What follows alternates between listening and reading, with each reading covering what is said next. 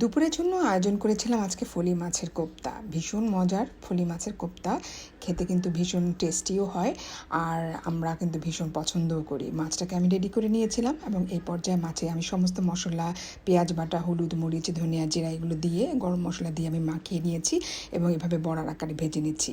এইটা কিন্তু এভাবে খেতেও খুব ভালো লাগে, আমরা কিন্তু ভীষণ পছন্দ করি এবং কড়ার মাঝখানে দুই একটা খেয়েও ফেলেছি মজা করে। আচ্ছা, এখন আমি প্যানে ভেজে নিব মশলাটা। আর তার জন্য আমি তেজপাতা, এলাচি, দারচিনি এগুলো দিয়ে, পেঁয়াজ দিয়ে, একটু বাটা পেঁয়াজ, একটু কুচি পেঁয়াজ দিয়েছি এবং আদা রসুন দিয়ে ভালো করে কষিয়ে নিচ্ছি। এই পর্যায়ে আমি ধনিয়া, জিরা, একটু মরিচের গুঁড়া দিচ্ছি এবং ভালো করে কষিয়ে নিচ্ছি এবং বাদাম বাটা দিয়েছি।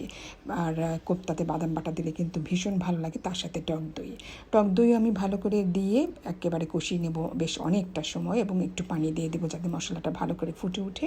এরপরে যখন মশলাটা ভালো করে ফুটে উঠবে, এই পর্যায়ে আমি এখন কোপ্তাগুলো সব দিয়ে দেব এবং কোপ্তা দিয়ে আমি কিছুক্ষণ নাড়াচাড়া করে একটু পানি দিয়ে দেবো কোপ্তাগুলোর সাথে, যাতে মশলাগুলো ভালো করে একেবারে মিশে যায়। এবং এটা কিছুক্ষণ থাকবে চুলায়, যখন ঝোলটা টেনে যাবে এই পর্যায়ে আমি কাঁচামরিচ ফালি করে দিচ্ছি। দেখতেও ভালো লাগে, খেতেও ভালো লাগে। আর উঠাবার আগে আমি টমেটো কেচাপ দিচ্ছি। এটা কোপ্তার টেস্টটাকে ভীষণ রকমের মজা করে এবং অবশ্যই আমি ঘি ইউজ করব উঠাবার আগে।